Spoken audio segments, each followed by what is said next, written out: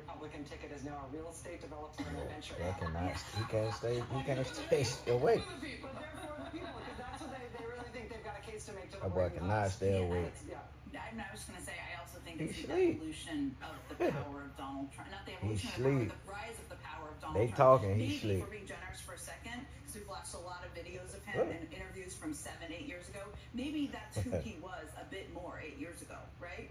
But he could no longer be that person if he wanted to rise in the party and become the vice presidential nominee. Click back on so he said, you know what, I'm shedding that person and any connection to Appalachia back on and the can't working class people I ran for, because I want to be that, and I want us to be in the Oval Office. I want to run with the guy who I think might be America's Hitler. 10 o'clock. And it's not fit to be president. Well, and the other piece of it is, the families are sort of they don't want to be part of it necessarily, but I got this to is a click man back. who's married.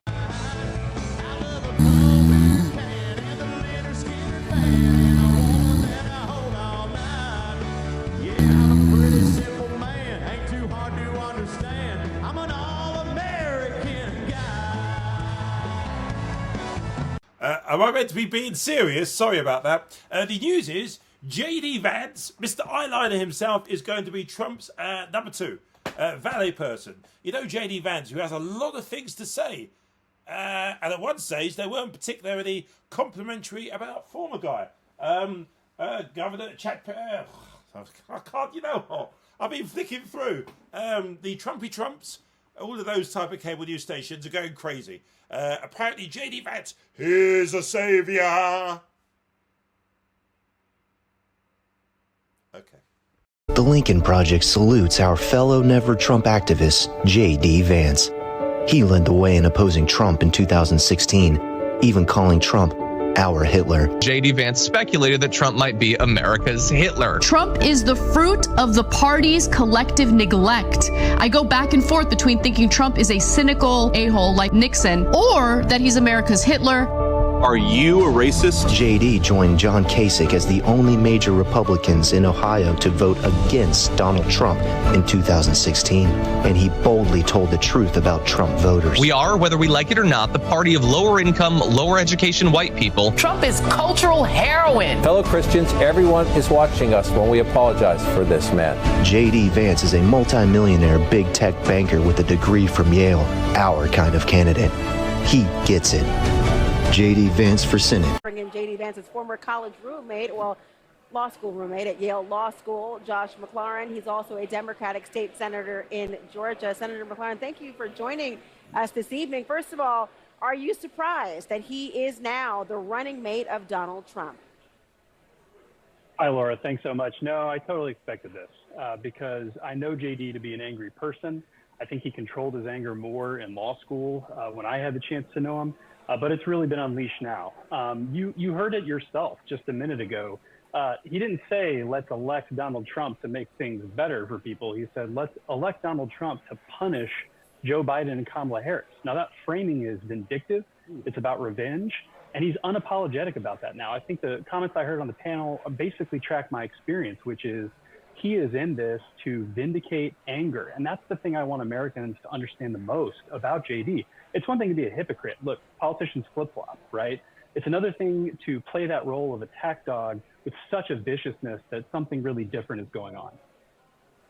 Senator McLaurin, I want to read for you something that he texted you, J.D. Vance, texted you back in 2016 of what he thought of Trump. And he said, quote, I go back and forth between thinking Trump is a cynical asshole like Nixon who wouldn't be that bad, or that he's America's Hitler. These are the words that he wrote to you. I mean, you mentioned the idea of one who might be a hypocrite or otherwise, but how does a man go from calling someone a phrase like America's Hitler to a full-throated supporter standing beside him as a running mate? I mean, political ambition is one thing, but that's a hell of a turn.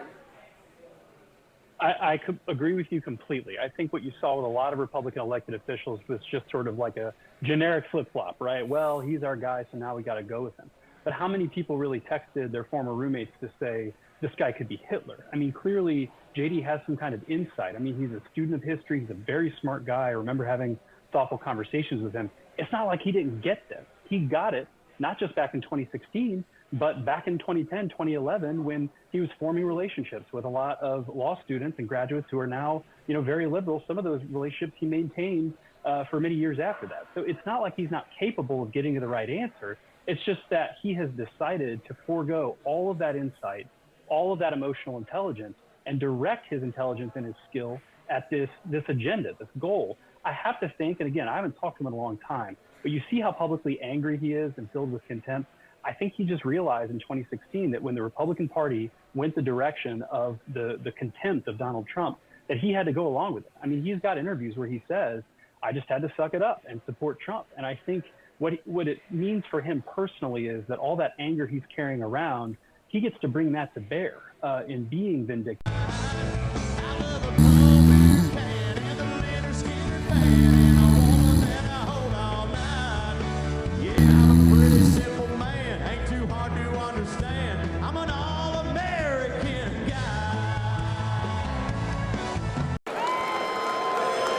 Madam Chairman, the Commonwealth of Kentucky proudly cast 46 votes for the next president, Donald J. Trump. I've been running columns for almost 10 years now saying I predicted Donald Trump's presidency would end badly because character is destiny. I've been saying how expecting Donald Trump to pivot to being presidential is like waiting for Godot. It's just not going to happen. But I want to give due credit to Scott's point that getting shot at can change a person. So we'll see. My one source of skepticism, other than the fact that 78-year-olds, even when they go through something traumatic, don't tend to change their fundamental natures too much, but it's possible. I'll credit you that. I don't know that he knows how. I don't know that he knows the language of being a conciliator for more than 5 minutes. And the idea that he is going to not go back to calling his opponents vermin and Marxists and fascists and communists and all that kind of stuff, that's the language he's learned how to speak in. And I don't know that he can get a Berlitz phrase book and get up to the speed on how to be like a middle-of-the-road guy.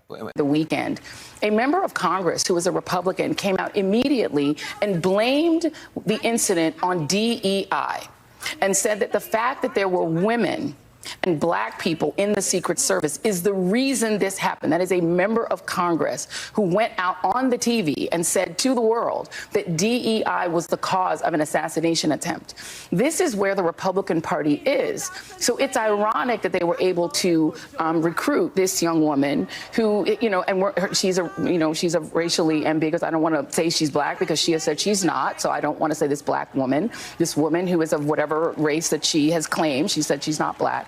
But they've brought somebody whose whole career is based in black culture.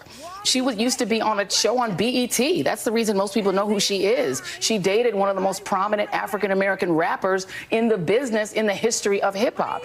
So her whole culture came from black culture, even though she says she's not a black person herself. And the fact that she is now the person they're using to try to recruit young people of color and to say that this is the person who is the endorser of Donald Trump who you should trust, when she won't even claim the culture that brought her to the table, I'm dubious that this will work. I don't know anyone who takes their political cues from Amber Rose, but just in case you do, you might want to duplicate doing your own research because she might not have done it thoroughly.